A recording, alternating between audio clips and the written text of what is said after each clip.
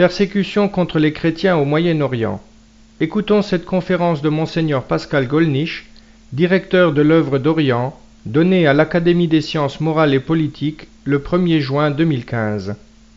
Permettez-moi tout d'abord de vous remercier pour votre invitation. Merci Madame la Présidente, Monsieur le Vice-président, Monsieur le Secrétaire perpétuel et vous tous. Je suis dans votre assemblée avec crainte et tremblement, mais aussi sous le regard d'un cardinal. Sa présence ne me surprend pas ici, mais voilà, je sens son regard sévère peser sur moi. Le Moyen-Orient, il suffit d'abord d'y porter un regard de géographe. Je vois qu'il y a beaucoup de débats aujourd'hui sur l'histoire. J'espère que la géographie ne va pas disparaître trop de l'enseignement dans nos collèges. Si l'on regarde le Moyen-Orient, on voit bien que cette région est assez unique puisqu'elle a des liens étroits avec l'Afrique. Pour les chrétientés orientales, l'Égypte, l'Éthiopie sont bien en Afrique. Que ce Moyen-Orient par lui-même est en Asie, mais qu'il est également ouvert sur l'Europe à travers l'unité de la Méditerranée. Bref, si j'étais Dieu, si j'avais l'idée étrange de vouloir m'incarner quelque part, c'est sans doute là que je le ferais, puisque de là, on peut vraiment diffuser sur 3 continents différents. Et on retrouve évidemment l'origine de notre civilisation à travers l'Égypte et la Mésopotamie. Historiquement, le premier grand personnage de la région n'est pas issu du Moyen-Orient, mais bien de Grèce, Alexandre le Grand, sans doute assez mauvais élève d'Aristote.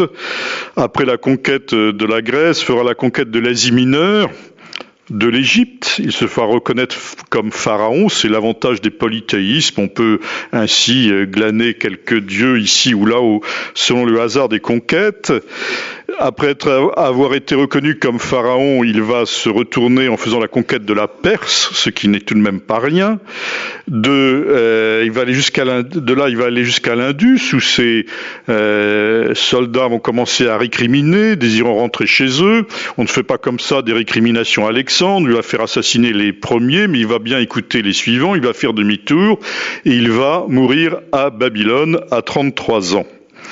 Si j'évoque cette figure, c'est que Alexandre le Grand va commencer finalement une tradition de gens venus du Nord, faisant la conquête du Sud, les armes à la main, une conquête tout de même assez violente, et une fois la conquête faite, va vouloir être dans l'amitié des peuples conquis. Les noces de Suse ont encore marqué les imaginations puisque, à travers elles, Alexandre voulait marier des milliers de soldats grecs avec des milliers de jeunes filles de Perse pour essayer de créer un monde nouveau, un peuple nouveau issu de ses conquêtes.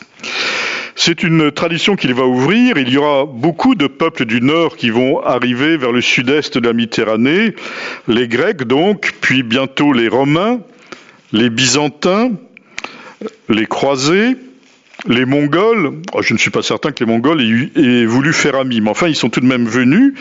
Les Turcs, et la puissance dominante et occupante dans cette région arabo-musulmane a bien été les Turcs pendant des siècles, jusqu'à la Première Guerre mondiale, mais encore les Européens et plus proche de nous, les Américains, lorsque les États-Unis ont envahi avec la coalition qu'ils avaient formée l'Irak, le président des États-Unis a dit « Nous sommes les nouveaux croisés ». À cause de cette expression, des centaines de chrétiens ont été assassinés, considérés comme les alliés des Américains, puisqu'ils étaient chrétiens, donc les alliés des croisés.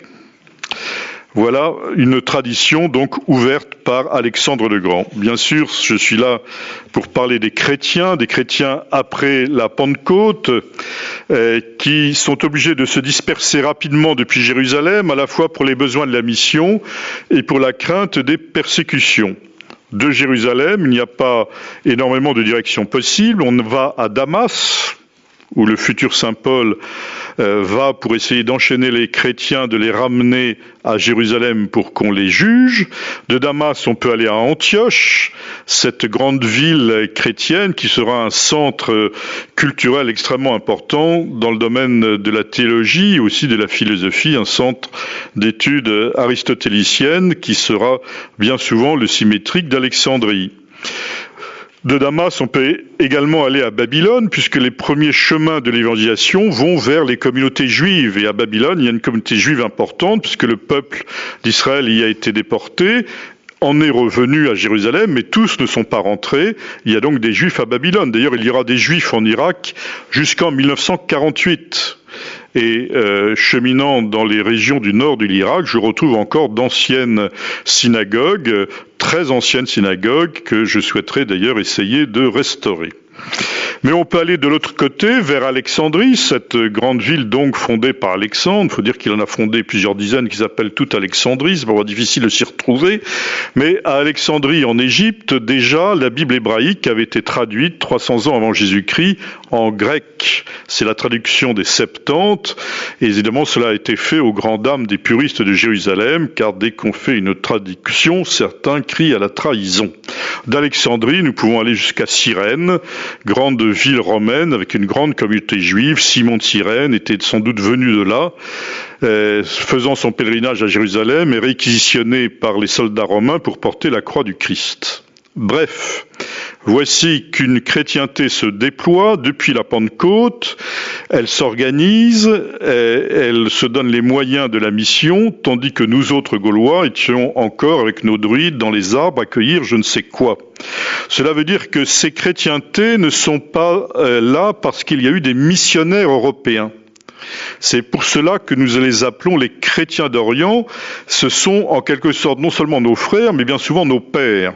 Tandis que les chrétientés d'Extrême-Orient, en Corée, au Vietnam, au Japon, en Chine et dans bien d'autres pays, existent parce qu'il y a eu des missionnaires européens d'Europe occidentale qui sont venus y implanter le christianisme. Et donc l'Église latine d'Occident engendre l'Église latine. C'est pour cela qu'on parle d'Amérique latine ou on parle de l'Église latine pour l'Afrique ou l'Extrême-Orient.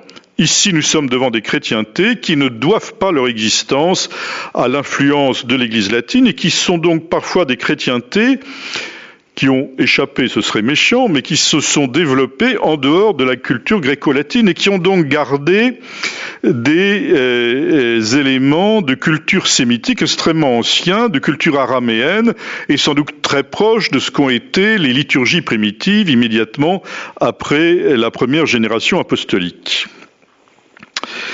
Parler des chrétiens d'Orient, c'est donc aussi parler de cette partie orientale de l'Empire romain. Donc vous voyez que nous sommes devant un concept à la fois géographique et historique, mais également théologique.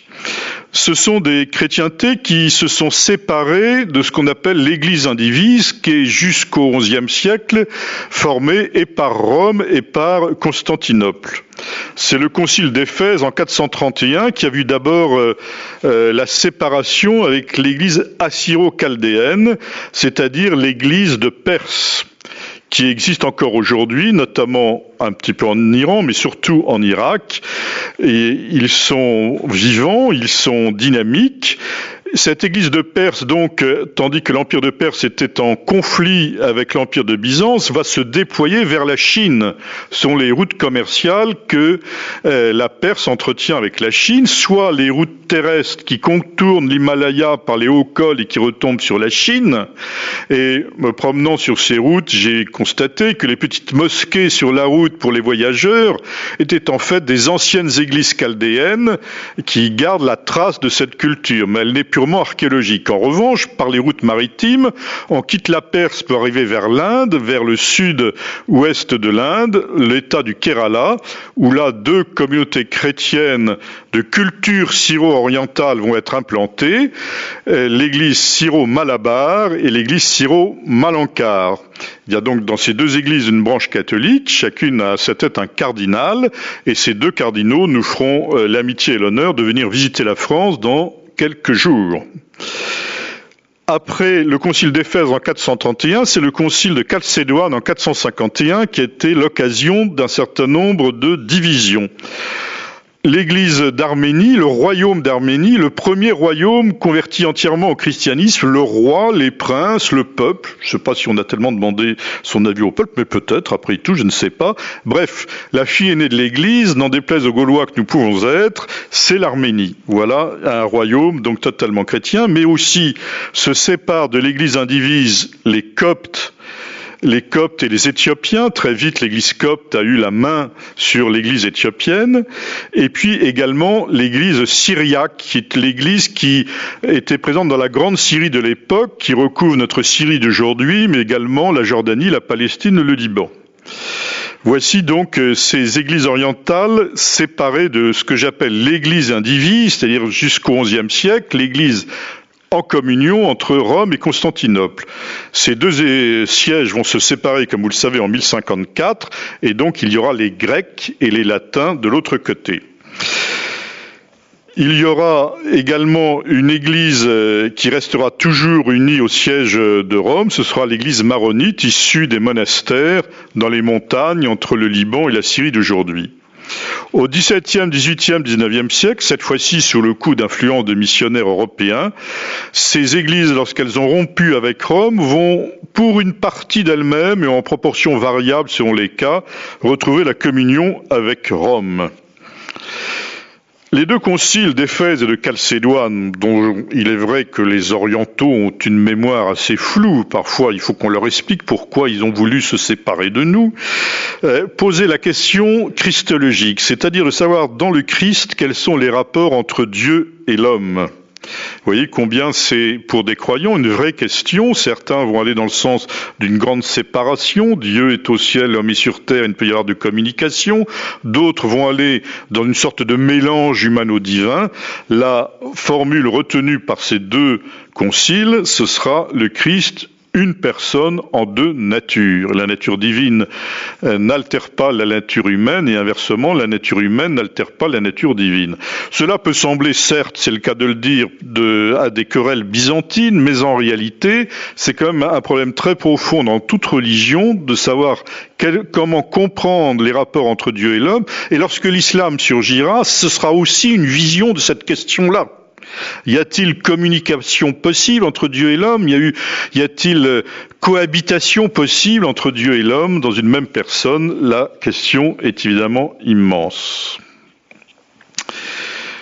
Lorsque l'islam est arrivé, il y a eu évidemment une conquête par la force, mais en même temps, de la part de ces populations du sud et de l'est de la Méditerranée, qui étaient des populations sémitiques, le sentiment que ces Arabes qui venaient étaient finalement plus proches que l'empereur grec de Constantinople, qui était tout de même assez lointain, qui écrasait les populations sémitiques de lever pour l'armée et les conflits de cet empereur de Constantinople contre les tribus qui venaient d'Asie centrale, mais aussi contre l'ennemi héréditaire qui était la Perse, et, ma foi, qui écrasait aussi les populations d'impôts. Quand on fait de l'histoire, il faudrait faire davantage d'histoire fiscale, parfois cela explique bien des choses.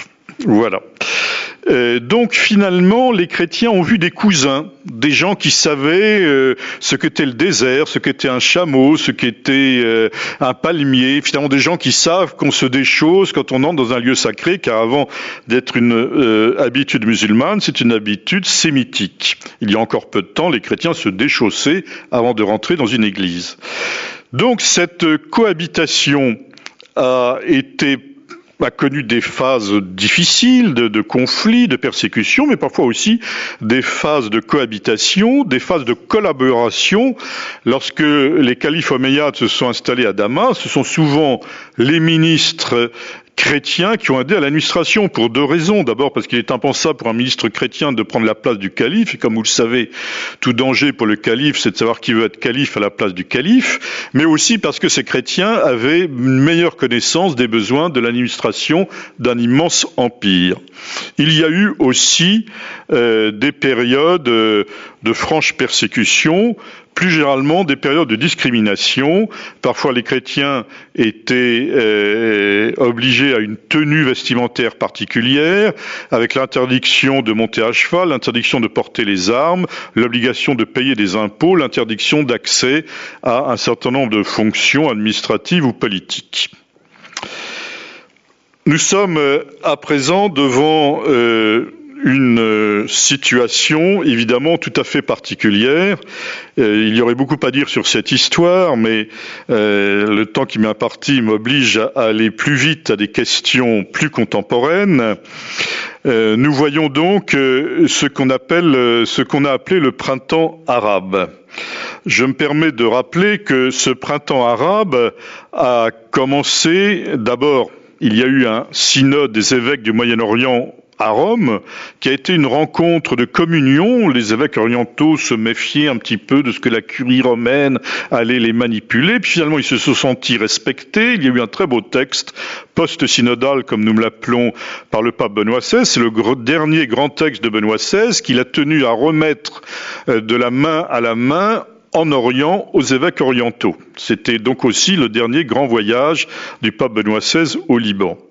Très vite après ce Moyen-Orient, il y a eu deux faits de violence. L'attentat horrible à la cathédrale syriaque de Bagdad, en pleine messe, où deux jeunes prêtres de moins de 30 ans ont été assassinés. Le curé a failli être assassiné, on l'a cru mort, ce qui lui a sauvé la vie. Il est revenu en France, il se reconstitue actuellement en France et il a été logé dans une des paroisses parisiennes.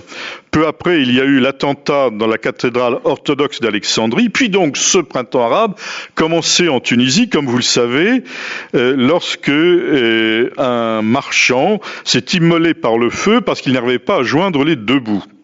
Il était donc clair que cet homme était épuisé. Les autorités tunisiennes ont traité cela comme un fait divers. C'est cela qui a mis le peuple dans la rue, car le peuple a dit « mais nous n'en pouvons plus, nous aussi, c'est pas du tout un fait divers, c'est un fait de société, notre économie est en panne ». Car vis-à-vis des pouvoirs autoritaires, militaires qui étaient en place de la Tunisie à l'Irak, finalement la classe moyenne pouvait se déployer. La croissance économique faisait que finalement elle était assez satisfaite de son sort. Certes, la démocratie n'était pas exemplaire, mais finalement le commerce marchait, la classe moyenne pouvait développer sa maison, les jeunes faisaient de meilleures études que leurs parents, ce qui est toujours un petit peu dangereux, mais enfin bref, la classe moyenne était finalement assez satisfaite de son sort.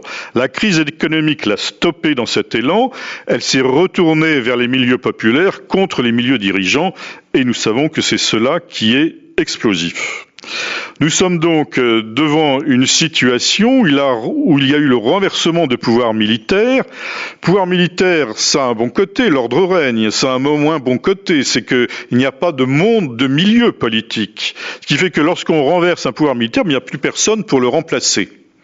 Et donc il a fallu trouver quelques moyens de remplacement, et cela a été le cas pour les milieux islamistes, notamment les frères musulmans, qui représentaient la seule force organisée capable de prendre la place des pouvoirs militaires.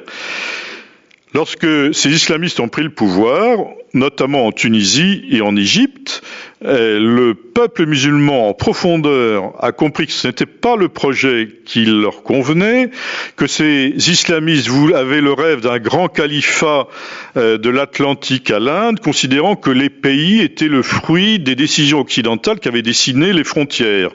Ce n'est pas totalement faux, mais ce n'est pas totalement juste. Même pas les Occidentaux qui ont permis à l'Égypte d'exister en tant que nation. Ce mépris du sentiment national fait que ces populations se seront tournées contre eux pour essayer, tant bien que mal, d'avoir des stabilisations qui demeurent, hélas, encore à envisager en Syrie et en Irak. Nous voyons des constitutions qui sont donc élaborées, notamment en Tunisie. La constitution tunisienne est sans doute, l'actuelle constitution en Tunisie est sans doute une constitution inespérée. Pourtant, je ne dirais pas comme notre président de la République, c'est une constitution exemplaire. En effet, cette constitution stipule que les nouvelles générations doivent être éduquées selon la foi musulmane. Voilà. Encore une fois, c'était peut-être la moins mauvaise possible, c'est tout de même pas encore tout à fait un exemple quand on est un peu habité par une vision de laïcité. Dans cette même perspective, d'ailleurs, je suis obligé de constater que nous avons parfois une certaine tiédeur devant une affirmation islamiste de la société, de la Constitution.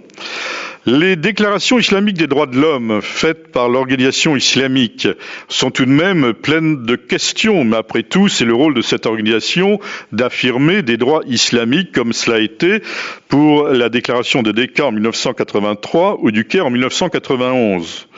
Je suis tout de même plus en colère de constater qu'en 1980 à l'UNESCO, le 19 septembre, il y a eu une déclaration islamique des droits de l'homme à l'UNESCO, agence des Nations Unies. Si notre déclaration universelle des droits de l'homme mérite d'être revue, parce qu'elle serait peut-être trop occidentale, je n'ose dire chrétienne, d'inspiration, travaillons-la. Mais comment pouvons-nous accepter qu'à l'UNESCO, temple de la science, de l'éducation et de la culture, il y ait une déclaration islamique des droits de l'homme? On aura à ce moment-là une déclaration hindoue des droits de l'homme, et vous verrez qu'il y aura bien un jour une déclaration chrétienne, catholique des droits de l'homme, pourquoi pas? Nous voyons donc qu'il y a parfois de notre part une certaine tiédeur. Nous évoquons souvent la question de la persécution. Je suis pas un défenseur systématique de ce vocabulaire. Les chrétiens d'Orient souffrent souvent de discrimination. La discrimination, ce n'est pas la persécution, même si quelque part un excès de discrimination peut s'apparenter à la persécution. La discrimination de nos frères d'Orient est souvent une discrimination d'ordre administratif, d'ordre de voisinage, mais toute minorité est vite accusée d'un conflit de voisinage, d'ordre judiciaire, dans un conflit entre un musulman et un chrétien, souvent le musulman aura la plus belle partie, discrimination professionnelle, discrimination économique. Ces discriminations, évidemment, ne doivent pas durer, sont inacceptables. À côté des discriminations, il y a des actes de violence. J'ai évoqué la cathédrale syriaque de Bagdad et la cathédrale copte d'Alexandrie, mais il y a également des kidnappings, des assassinats, mais encore une fois, des actes de violence ponctuels ne sont pas exactement une persécution. Pour qu'il y ait persécution, il faut qu'il y ait un travail systématique. En Égypte, aujourd'hui, 10 millions de chrétiens sont allés à la messe dimanche dernier, iront sans doute à la messe dimanche prochain. On n'a pas entendu dire qu'ils étaient mis en prison ou qu'ils étaient systématiquement tirés à la Kalachnikov. Donc réservons le vocabulaire de la persécution lorsque vraiment il y a des cas de persécution. Ce cas s'est notamment présenté lorsque les frères musulmans ont été chassés du pouvoir. Il y a une sorte de vengeance de frères musulmans ou de salafistes. Dans l'été 2013, plus de 100 lieux de référence chrétienne ont été systématiquement incendiés. Là, c'est ce qu'on appelle une persécution. Mais pour dire la vérité jusqu'au bout, un évêque de Haute-Égypte me disait « Si j'ai encore ma cathédrale, c'est parce que des amis musulmans l'ont entourée toute la nuit pour empêcher qu'elle soit incendiée. » Là aussi, ce sont des faits qu'il faut dire également. Et je pourrais raconter également des situations de maisons religieuses en Alexandrie où, de même manière, des amis musulmans ont encadré l'école religieuse ou le couvent pour empêcher que ces maisons religieuses soient saccagées. Mais là, on a eu effectivement un lieu de persécution. Et évidemment, aujourd'hui, devant le Daesh, nous sommes bien devant une persécution. Il y a de toute évidence dans ce groupe quelque chose de nouveau, non pas par la violence, hélas la violence nous la voyons dans bien des réalités, nous pourrions en parler en Libye, nous pourrions en appeler en Afrique, mais mon champ d'activité s'est limité au Moyen-Orient. Nous voyons bien qu'il y a là quelque chose de nouveau par la mise en image de la cruauté pour terroriser une région, pour terroriser une population. Nous sommes parfois un peu surpris de voir des armées régulières se sauver devant l'avance du Daesh, mais parce qu'il a terrorisé la population en mettant lui-même en scène et en image sa propre cruauté. Je ne sais pas si vous avez vu les images, elles sont pénibles, je comprends qu'on ne les montre pas au grand public, mais il faut aussi les regarder. L'assassinat de ces 21 coptes égyptiens sur la plage décapités sont suivis par un discours de décapiteur en chef avec son couteau ensanglanté face à la mer pour désigner l'Europe et pour dire cette décapitation est un signal vis-à-vis de l'Europe qu'il appelle le règne de la croix, ce qui montre sans doute d'ailleurs qu'il ne connaît pas très très bien l'Europe. Voilà, ce sont bien des crimes contre l'humanité, ce sont également des crimes culturels contre l'humanité. Nous voudrions, et si vous pouvez nous y aider, je vous en serai reconnaissant, hisser cette incrimination au rang de crimes culturels contre l'humanité lorsqu'on voit des œuvres d'art systématiquement brisées, mais aussi des documents anciens qui sont vendus pour un commerce clandestin qui d'ailleurs contribue à financer le Daesh. Il s'agit aussi, à mes yeux, d'un génocide, même si cette terminologie fait débat dans le monde juridique. Je rappelle que la définition d'un génocide vise non seulement une extermination pour des raisons ethniques, mais également pour des raisons religieuses. Elle vise une population en totalité ou une partie de la population. Elle suppose une extermination physique, intentionnelle, systématique, programmée. Je pense que nous trouvons bien là, devant la réalité d'un génocide vis-à-vis des yézidis, cela va de soi, mais également vis-à-vis des chrétiens. Cette situation des chrétiens au Moyen-Orient, évidemment, est tout à fait dramatique. Nous sommes devant quelque chose de nouveau depuis des siècles qui met en cause la survie des chrétiens et en Syrie et en Irak. Nous sommes devant, en quelque sorte, si nous prenons un peu de recul, devant le troisième réveil de ces chrétiens arabes. Le premier était contre l'Empire ottoman, c'est l'histoire de Laurence d'Arabie autour de la Première Guerre mondiale.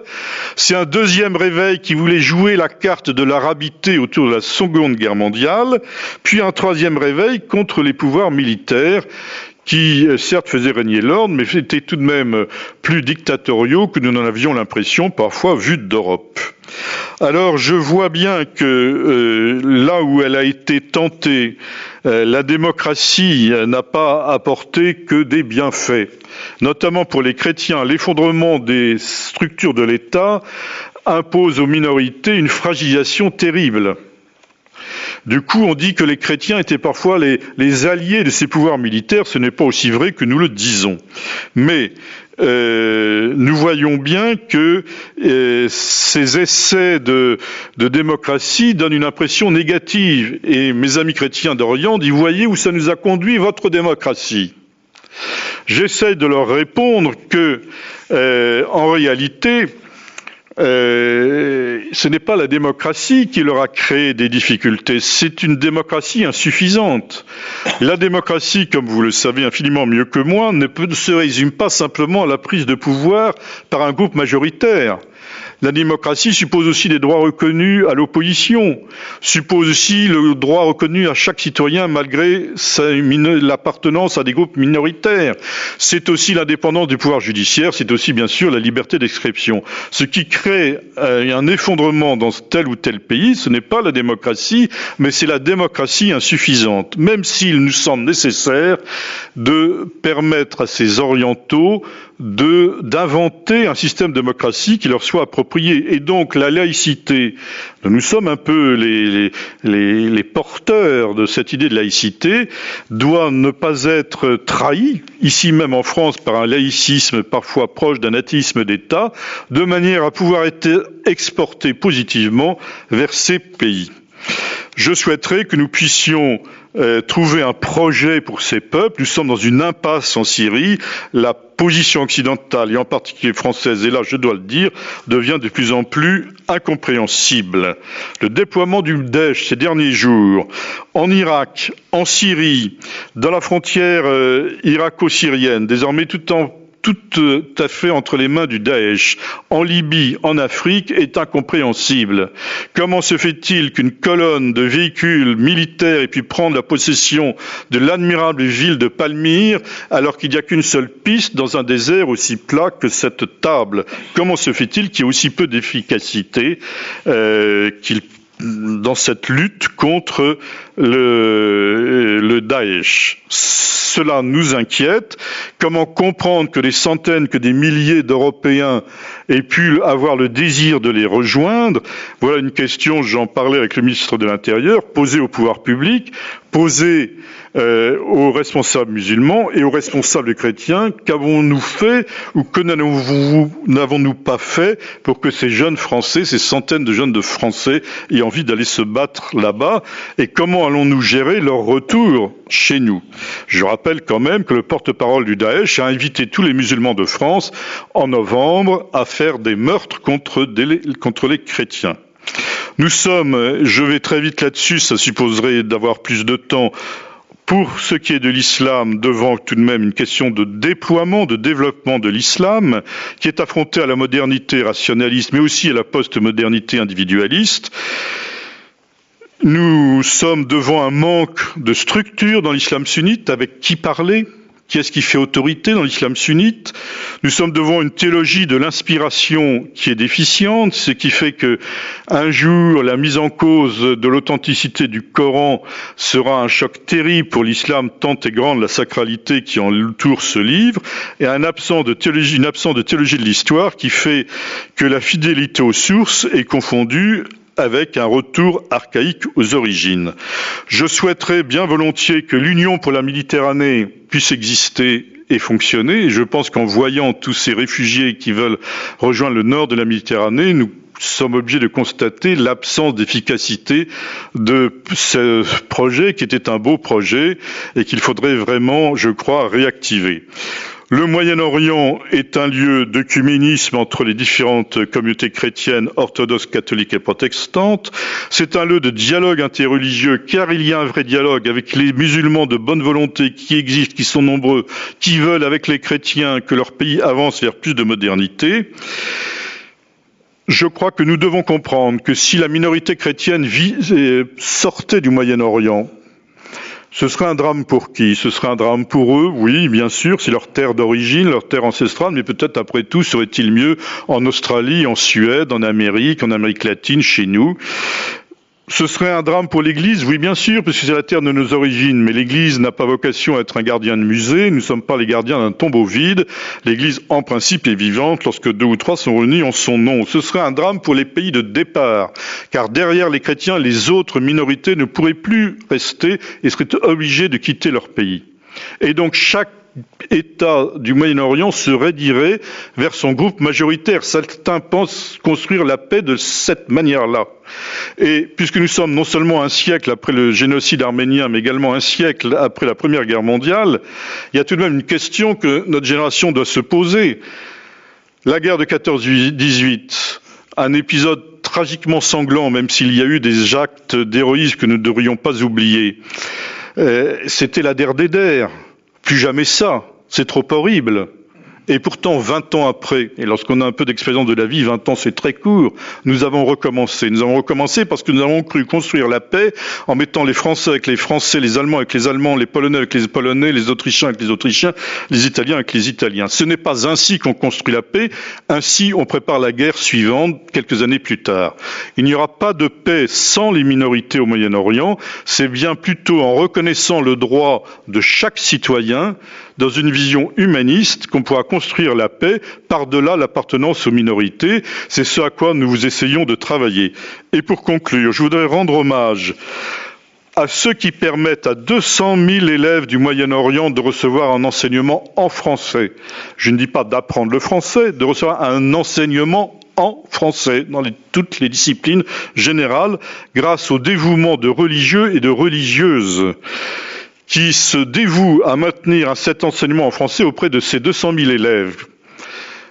Je suis un peu blessé de penser que ces religieuses n'ont aucun soutien, ni de l'Agence pour le développement du français à l'étranger, ni de la francophonie. Ces religieuses françaises me disaient, nous insistons pour le français, bien sûr, nous avons des tas de pressions, y compris économiques, parce que là on pourrait leur faire des chèques pour qu'elles passent à l'anglais. Nous tenons à ce que nos élèves apprennent le français, reçoivent cet enseignement en français, car nous constatons que lorsqu'un élève est de culture française, il est de culture infiniment plus universelle que s'il est seulement anglophone. Je voulais conclure sur cela, que je vous laisse à méditer.